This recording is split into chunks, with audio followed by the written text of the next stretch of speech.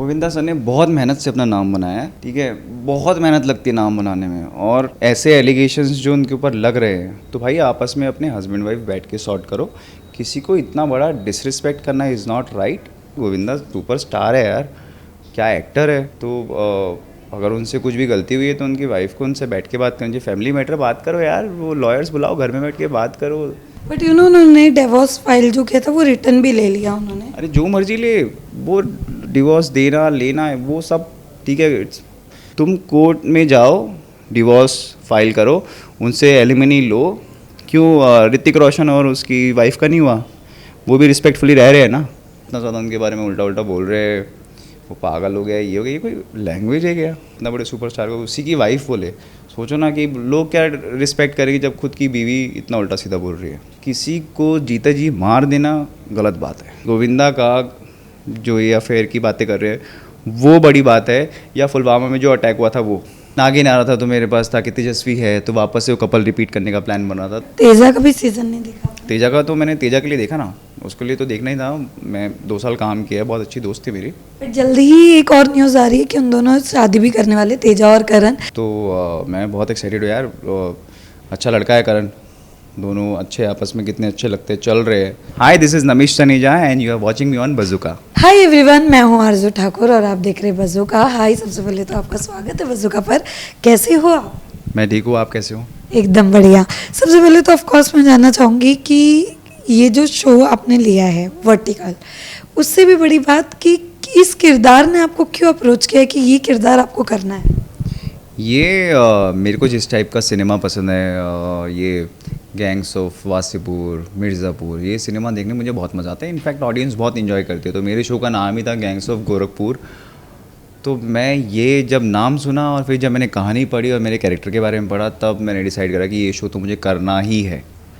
तो वहाँ मैं रिलेट हो गया था और वहाँ मेरा ऑडिशन इनको अच्छा लगा तो मैं हो गया फाइनल। ओके।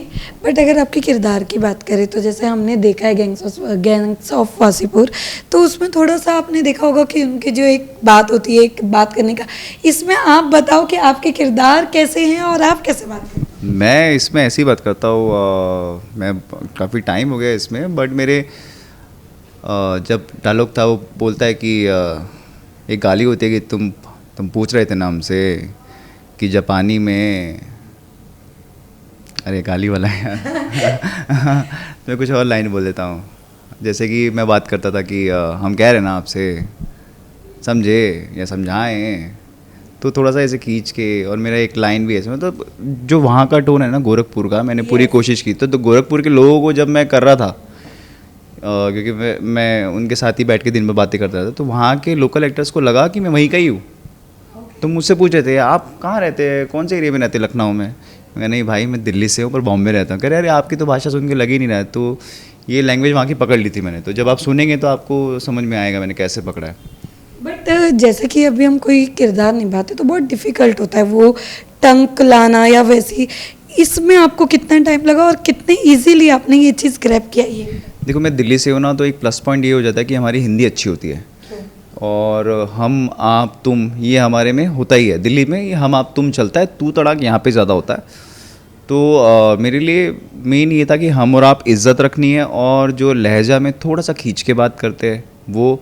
और सबसे बड़ा क्या था, मेरा ना मेकअप गाय था सुमन प्रॉपर लखनऊ का लड़का है। तो मैं क्या करता था, उससे हर एक लाइन पूछता था कि अरे इस लाइन का बता कि तुम वहाँ जा रहे हो, ऐसा क्या हुआ, जैसे लाइन में लिखा था। बोलता है तो फिर बताता था तुम वहाँ जा रहे हो क्यों, ऐसा क्या हुआ, तो ऐसे बताता था वो। तो मैं क्या करता था ना, उसकी लाइन सुन के फिर अपने किरदार में डाल देता था। तो वहाँ पे मेरी वो बहुत हेल्प हुई। फिर डायलॉग्स भी अच्छे खासे इसी के लहजे में लिखे हुए थे काफ़ी। तो मैं दिन भर, और मैंने क्या करता था कि मेरे जो फ्रेंड्स वहाँ पे थे, जो शो में मेरे फ्रेंड्स बने थे, वो इतने प्यारे लड़के थे, मेरे बहुत अच्छे दोस्त भी बन गए। तो मैं फ्री टाइम में उनको बोलता चलो मेरे होटल पे जाके रहते हैं। तो मैं बोलता भाई तुम बोलते रहो, मैं सुन रहा हूँ, क्योंकि हम कहीं ना कहीं पिकअप कर लेते हैं। तो वो बोलते रहते थे, मैं बात करता था, तो हम कह रहे हैं ना तुमसे, अरे तुम हमारी बात काहे नहीं मान रहे हो, हुआ क्या है हमको बताओ। तो ऐसे करते करते ना, अभी तो फिर मैं बोल रहा थोड़ा फेक लग रहा, बट जब मैं उनके साथ कर रहा था ना, तो बहुत ही ऐसा नेचुरल निकल रहा था कि मेरे को ध्यान भी नहीं देना पड़ रहा था कि मैं वहाँ की टोन पकड़ चुका हूँ। ऐसा हो गया था, क्योंकि मैं काफ़ी दिन था वहाँ पे, 1 महीना था प्रॉपर। बट साथ ही साथ ये भी अगर मैं जानना चाहूँ, जैसे कि हमने देखा है कि अगर आपने ये शो लिया, किरदार भी है आपके, बट इतने सारे शोज़ किए आपने, इतना किरदार निभाया, ये किरदार अलग कितना था आपके बाकियों के किरदार से, और जब ये आप कर रहे थे तो ये आपके रियल लाइफ से कुछ कनेक्ट कर पाया?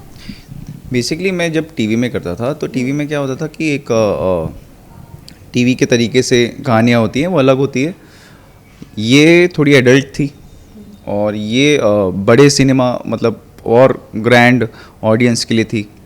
तो इसमें मेरे पास करने के लिए बहुत कुछ था, मेरे पास कोई बाउंडेशन नहीं थी कि ये नहीं करना है वो नहीं करना है, मैं काफ़ी चीज़ें कर सकता था। तो मेरे को हर किसी का सपना होता है मूवीज़ करना, सीरीज़ करना। मैं पहले डेली सोप कर रहा था, तो मेरे को इसमें बहुत कुछ करने के लिए मिला। एज अ एक्टर इतना बड़ा मेरे लिए ग्रैंडर हो गया था कि मैं कुछ भी कर सकता हूँ, कहीं भी जा सकता हूँ, कुछ भी बोल सकता हूँ, वरना अदरवाइज़ हमें एक लिमिटेशन होती थी उस कैरेक्टर्स में। तो यहाँ पे मेरे लिए करने के बहुत कुछ था। ओके, बट यू नो आपने इतने किरदार निभाए, बट आपके दिल के करीब कौन सा था अभी तक जितने भी आपने किरदार निभाए हैं? सी मैंने जो भी कैरेक्टर्स किए अपने पूरी शिद्दत और दिल से किए, तो ऐसा किसी पर्टिकुलरली एक कैरेक्टर को नहीं बोल सकते, बट एक कैरेक्टर था जिसने मुझे ये सिखाया कि मैं लोगों को पसंद आ रहा हूँ, या क्योंकि मैं उसमें बहुत रियल था। तो एक शो था मैं मायके चली जाऊँगी, तो उसमें मैं वो करता था पूरे दिल से जो मैं रियल लाइफ में मस्ती करता था। तब तक मैं इतना एक्टिंग करते करते मैं इतना हो गया था कि मैं रियल कर पा रहा हूँ, अदरवाइज़ मैं प्लान्ड एक्टिंग करता था हमेशा से। तो वहाँ पे लोगों ने मुझे बहुत प्यार दिया मैं मायके चली जाऊँगी शो में। इनफैक्ट घर पे भी मुझे उस शो से आज भी जब वो अलग अलग चैनल्स पे आता है या आउट ऑफ इंडिया कहीं से आता है तो मेरे को इतना प्यार मिलता है ना उस कैरेक्टर से। इनफैक्ट मेरे वो स्वराग्नि शो से लक्ष्य से भी मुझे बहुत प्यार मिला। लक्ष्य में इनोसेंस थी पूरी की पूरी। मैं वही कह रहा ना, मैं किसी एक को कैसे बोलूँ, क्योंकि मैंने हर कैरेक्टर में कुछ ना कुछ हुआ है। लक्ष्य के टाइम पे तो मैजिक हुआ है, लक्ष्य के टाइम पे एक्टिंग आती नहीं थी मुझे, तो मैं बस पढ़ता था, मेरा टारगेट ये होता कि बस पूरी शिद्दत लगा दो उसको बोलने में। तो उस टाइम पे तो कुछ मैजिक क्रिएट हो गया, वो शो भी सुपर हिट हो गया। फिर ये शो में मेरे को बहुत मज़ा आया था, मतलब जो मुझे पर्सनली मेरे दिल के बहुत करीब है। लक्ष्य तो है ही, बट वो बहुत टाइम हो गया, 10 साल हो गए, मैं भूल गया उसको बिल्कुल ना। बट यू नो मुझे तो आपके लिए बोला भी गया था कि जब भी आपसे मिले तो ऑफ कोर्स उन्हें भी, मेरे जो लोग आपको स्वरागिनी से बहुत ज़्यादा प्यार करते थे, क्योंकि मुझे आज भी याद है कि लोगों ने मुझे कहा है कि अगर आपसे मिले तो एक बार उनसे मिलवाने के लिए, तो वो प्यार तो नो डाउट जो आपको मिला है लोगों से। 18 साल का, एक 18-19 साल में मैं लीड बन गया था, तो वो जो था ना, एक्टिंग आती नहीं थी। और उस शो में भी शुरू के एक हफ्ते के बाद ही डिसाइड हो गया था कि मेरे को शो से निकाल रहे हैं। फिर वहाँ पे मैंने 19 साल में एक मैच्योर डिसीजन लिया कि अब मैं लाइफ में पूरा फोकस होकर काम करूँगा। तो वो जो मैंने दिल और शिद्दत लगाई थी, और वो बच्चे ने जो लगाई थी ना, 19 साल के बच्चे ने, उसको बहुत प्यार मिला और उसको अप्रिशिएट मिला।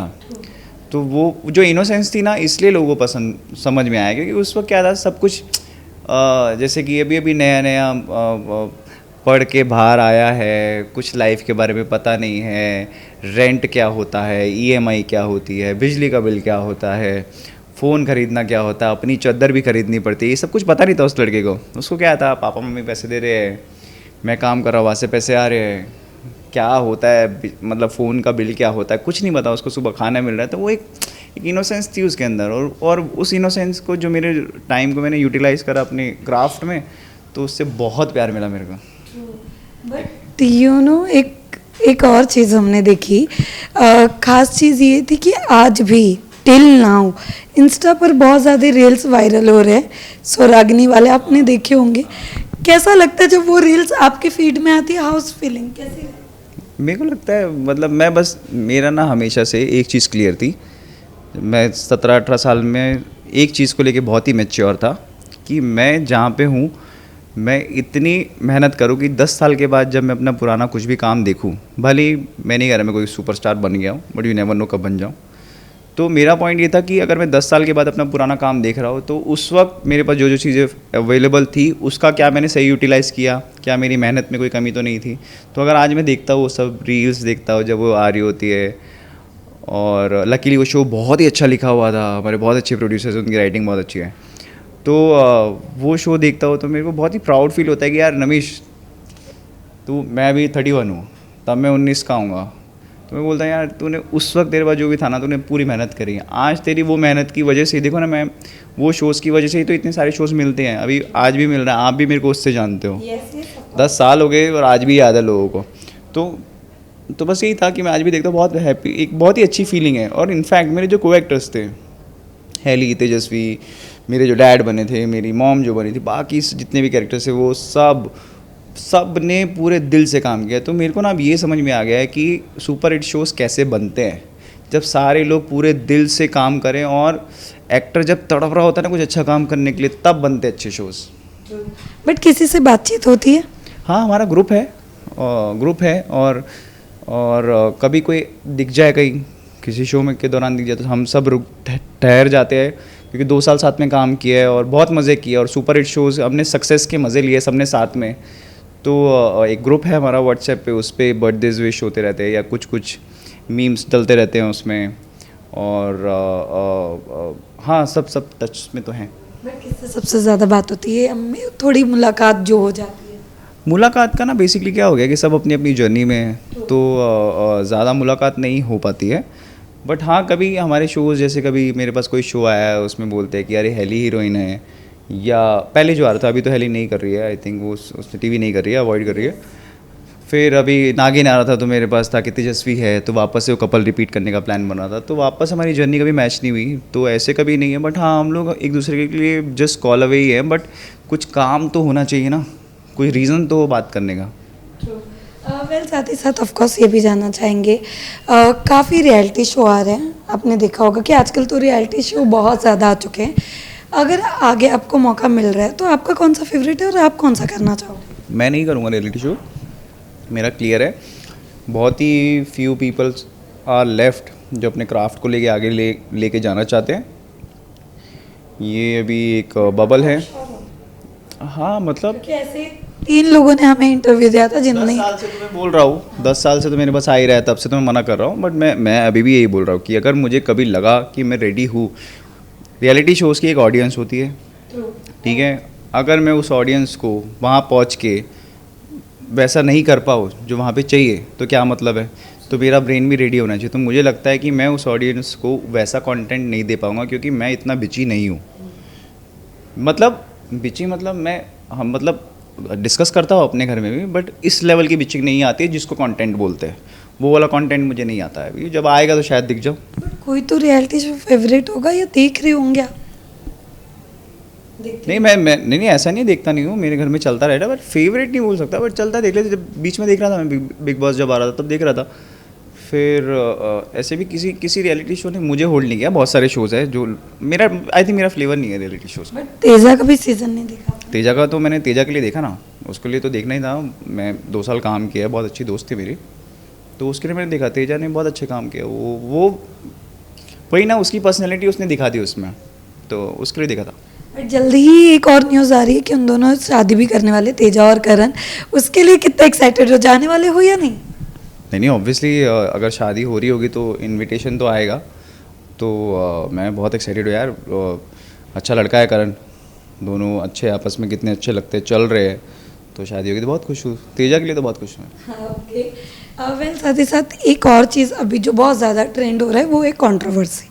आपने देखा होगा हर छोटी चीज़ की कंट्रोवर्सी बहुत इजी हो जाती है, खासकर तो इंस्टाग्राम पे कुछ भी अगर आपने कुछ पोस्ट कर दिया या लोगों को नहीं पसंद आया, पूरे कमेंट में भर जाते। पहले तो ये जानना चाहूँगी आप इस चीज़ को कैसे देखते हो?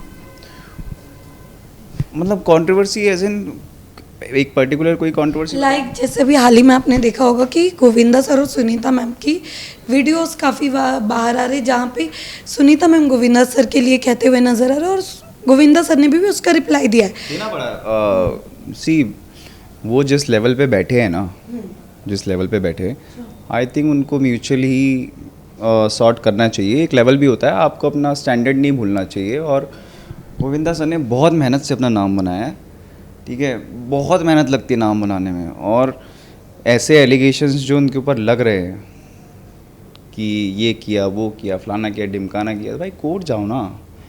तो सीधा मार्केट में आके बेइज्जती मत करो। वो उस बंदे ने मेहनत की है, और गलती अगर उनसे कुछ हुई है तो भाई आपस में अपने हस्बैंड वाइफ बैठ के सॉर्ट करो। किसी को इतना बड़ा डिसरिस्पेक्ट करना इज़ नॉट राइट। गलती हुई होगी किसी ना किसी उनसे हुई होगी, तभी उनकी वाइफ इतना भड़की हुई है। बट मैं वही कह रहा हूँ ना यार, इंसान है, गलती हुई है, उसको उसकी सज़ा दो, पर ये सज़ा नाम खराब करना ये बहुत ही गलत है, मेरी नज़र से तो बहुत गलत है।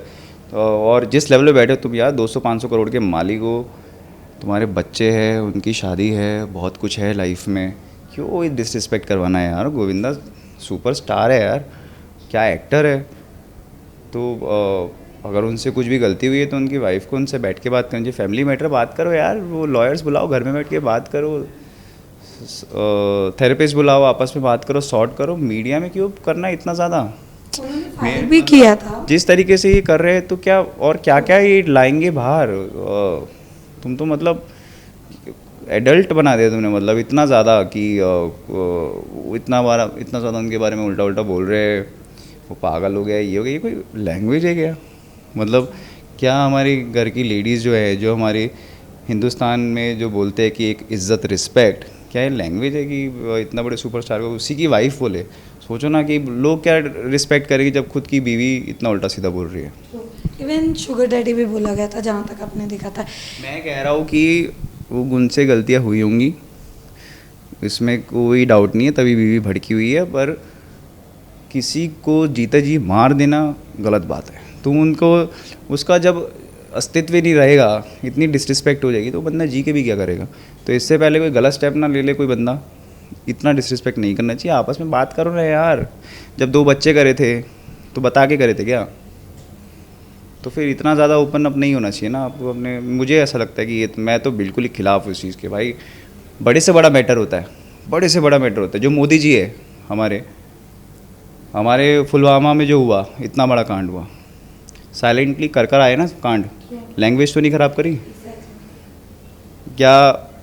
ये गोविंदा का जो ये अफेयर की बातें कर रहे हैं वो बड़ी बात है, या पुलवामा में जो अटैक हुआ था वो ना, इतने बड़े मुद्दे को मोदी जी ने कितने प्यार से तरीके से अपना काम भी कर लिया, लैंग्वेज ख़राब करी। उन्होंने क्या बोला, आपने गलत किया है, हम भी बर्दाश्त नहीं करेंगे, हम भी बदला लेंगे, ऐसे किया ना। तो माइंडसेट की बात है ना। तो यहाँ पे माइंडसेट बिल्कुल ही ऐसा हो रहा है कि लो ग्रेड का, ये मेरे को ऐसा लगता है। मैं अगर कभी सुने तो प्लीज़ बुरा मत माना, बट मुझे ऐसा लगता है कि आपस में निपटा देना चाहिए। बट यू नो, उन्होंने डिवोर्स फाइल जो किया था वो रिटर्न भी ले लिया उन्होंने। अरे जो मर्जी ले, वो डिवोर्स देना लेना है वो सब ठीक है, इट्स गुड, रिस्पेक्ट है, चलो। बट लैंग्वेज तो रखो अपने हस्बैंड की, और हस्बैंड भी कोई टुच्चा मुच्चा आदमी नहीं है यार, बहुत मेहनत की है। और अगर वो इतनी मेहनत करने के बाद और ये गलतियाँ कर रहे हैं, या उन्होंने की है गलतियाँ, ठीक है, तो उसकी सज़ा ये तो नहीं हो सकती, डिसरिस्पेक्ट सज़ा नहीं है। तुम कोर्ट में जाओ, डिवोर्स फाइल करो, उनसे एलिमनी लो। क्यों ऋतिक रोशन और उसकी वाइफ का नहीं हुआ? वो भी रिस्पेक्टफुली रह रहे हैं ना। ये पहला बंदा तो नहीं है ना जिनके बीच में प्रॉब्लम हुई है, हस्बैंड वाइफ के बीच में करोड़ों डिवोर्स होते हैं। तो क्या सारे ऐसे एक दूसरे से बदतमीजी करें? थोड़े दिन के बाद तो ये लोग एक दूसरे के ऊपर कचरा भी फेंकेंगे बाहर। ये बदतमीजी मत करो, ये मत दिखाओ आपके स्टैंडर्ड्स क्या हैं। जाते जाते आपके जो इतने प्यारे फैंस हैं, जल्दी इसके अलावा कहाँ नजर आ रहे मेरे को अभी बहुत ज़्यादा गुस्सा आ गया। जो बात करनी ही नहीं थी, मुझे गुस्सा आ गया अभी। जाते जाते भरा बैठा था और मैंने सोचा था इस टॉपिक पे बात नहीं करूँ, बट क्यों भाई? नहीं, बट आपने सब निकाल दिया है। गलत हुआ बट हाँ, true, exactly. But you know, आपके इतने प्यारे फैंस जो आज भी इतना प्यार देते हैं, उनके लिए जाते जाते क्या मैसेज देना चाहोगे? मैं यही बोलूँगा मेरे फैंस को, आगे से left, I will call you back. और मेरा बच्चा और मेरे सारे फैंस, प्लीज़ मेरा ये वाला शो देखना। मैंने बहुत दिल से काम किया है और मेरे को हमेशा की तरह ऐसे ही प्यार देते रहना। Thank you. और कुछ आने वाला है? मेरा अभी ये कर रहा हूँ, बाकी शॉर्ट लिस्टेड हूँ, बट मैं ट्राई कर रहा हूँ सिर्फ सीरीज़, डेली सोप। अगर कोई अच्छा आएगा तो डेफिनेटली करूँगा। बट मेरा ये शो देखना, gangs of Gorakhpur, all right TV app पर एवरी सैटरडे 6 PM।